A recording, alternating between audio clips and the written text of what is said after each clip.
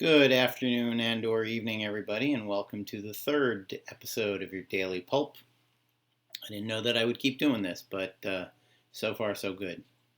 Today we're going to talk about James M. Cain and The Postman Always Rings Twice. I'm going to start out by making a very modest poor man's martini for myself because I am entirely too lazy to use the shaker. I'm not getting a product endorsement from Absolute, but maybe I should. Here's to you. So, I grew up in a house with a guy who wrote mystery novels, but I was not a big mystery novel reader when I was a kid. When I was a kid, I was into science fiction. Heinlein, Bradbury, Arthur C. Clarke, all that. As I got older, I was always reading some of my dad's books. I got interested in crime fiction, and in my teens, early 20s, I started a deep dive into the classics. And I'll tell you, my first reaction was that I was mad at every lit teacher, every English teacher, because I say this with zero, disagree all you like. James M. Cain, Dashiell Hammett are absolutely as good, wrote things that are as profound as Fitzgerald, Hemingway, the usual guys that you're reading in English class. Just kind of seems like they wrote about poor people instead of rich people. There's a murder in The Great Gatsby. It's a murder mystery. It's actually a couple of murders, depending on how you look at it.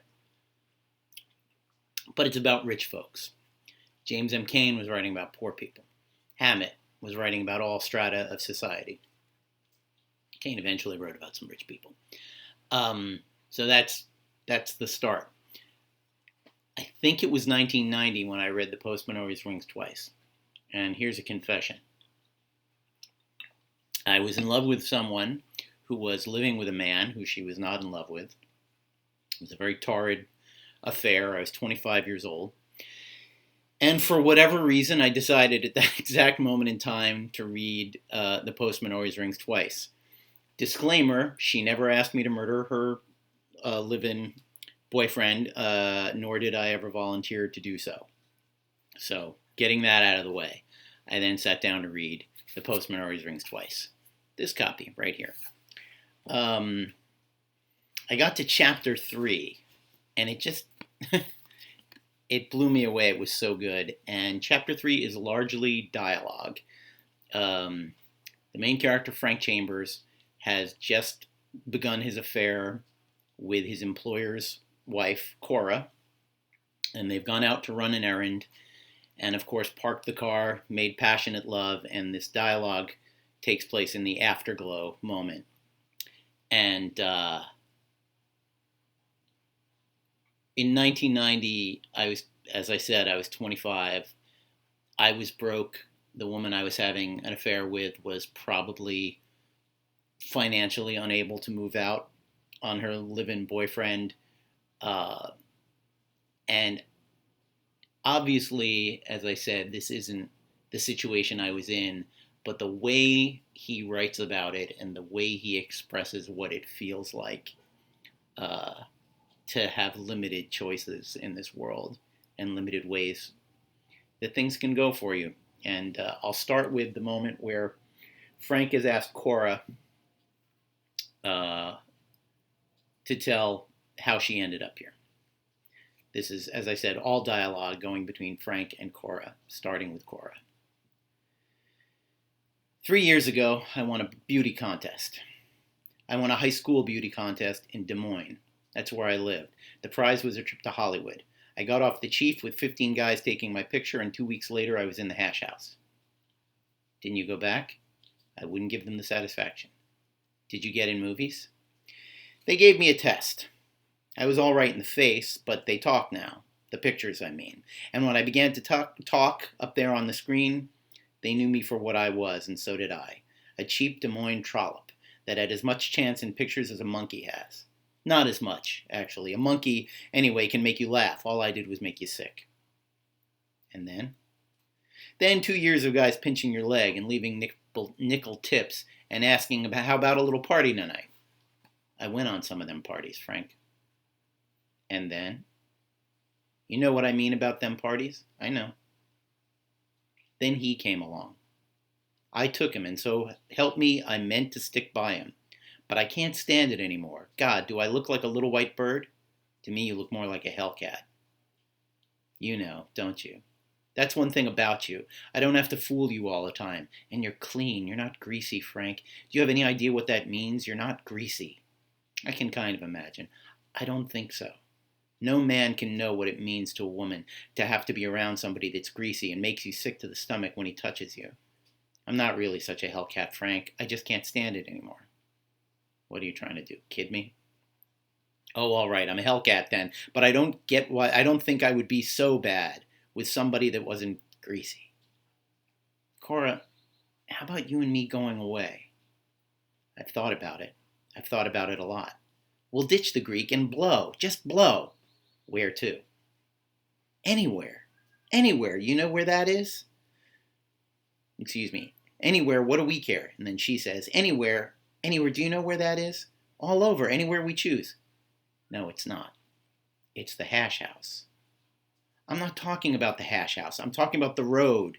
It's fun, Cora, and nobody knows it better than I do. I know every twist and turn it's got, and I know how to work it, too. Isn't that what we want, just to be a pair of tramps like we really are? You were a fine tramp. You didn't even have socks. You liked me. I loved you. I would love you without even a shirt. I would love you especially without a shirt, so I could feel how nice and hard your shoulders are. Socking railroad detectives develop those muscles. And you're hard all over, big and tall and hard, and your hair is light and not a little soft, greasy guy with black, kinky hair that he puts bay rum on every night. That must be a nice smell. But it won't do, Frank. That road, it don't lead anywhere but to the hash house. The hash house for me and some job like it for you. A lousy parking lot job where you wear a smock. I'd cry if you saw you in a smock, Frank. Well, she sat there a long time, twisting my hand in both of hers. Frank, do you love me? Yes. Do you love me so much that not anything matters? Yes. There's one way. Did you say you weren't really a hellcat? I said it and I mean it. I'm not what you think I am, Frank. I want to work and be something, that's all. But you can't do it without love. Do you know that, Frank? Anyway, a woman can. Well, I've made one mistake, and I've got to be a hellcat just once to fix it. But I'm not really a hellcat, Frank. They hang you for that. Not if you do it right. You're smart, Frank. I never fooled you for a minute. You'll think of a way. Plenty of them have. Don't worry, I'm not the first woman that had to turn hellcat to get out of a mess. He never did anything to me. He's all right. The hell he's all right. He stinks, I tell you. He's greasy and he stinks. And do you think I'm going to let you wear a smock with service auto parts printed on the back and thank you call again while he has 4 suits and a dozen silk shirts? Isn't that business half mine? Don't I cook? Don't I cook good? Don't you do your part? You talk like it was all right. Who's going to know if it's all right or not but you and me? You and me. That's it, Frank. That's all that matters, isn't it? Not you and me in the road or anything else, but you and me. You must be a hellcat, though. You couldn't make me feel like this if you weren't. That's what we're going to do. Kiss me, Frank, on the mouth. I kissed her. Her eyes were shining up at me like 2 blue stars. It was like being in church. The end of chapter 3 of The Postman Always Rings Twice. A woman tells the man she loves they have to murder her husband, and his last line in the chapter is, "It was like being in church." The way he captures the desperation of that, and the idea of young lovers on the run always ending up at the hash house and you wearing a smock, and I'd cry if I saw you in a smock. I always loved that. And one last note about the many movies that have been made, handful of movies that have been made of Postman Always Rings Twice. It's the same mistake they used to make with Romeo and Juliet. Romeo and Juliet is about teenagers. Their behavior makes sense because they're teenagers. Frank Chambers is 24. Cora is even younger. Maybe they would have done the horrible things that they do if they were older people, but it takes on a completely different cast when you have Jack Nicholson, who's, I think, 43 or 44. Frank Chambers is a fool who doesn't understand the world and who gets caught up in something bigger than himself that he can't say no to. When you cast a 43-year-old man as someone like that, he's just a psychopath. And it changes it from a tragic love story to a story about just two horrible, irredeemable people. And I think that's not the way that story needs to be told. So no one has yet made a good movie from this. Finally, a million years ago, shortly after I had read this book, I was working at Roger Corman Studios in Venice, and I was working on a film down there called Kiss Me a Killer, and I think I was the second unit key grip, and it had a great cast. It was Robert Beltran and Julie Carmen, and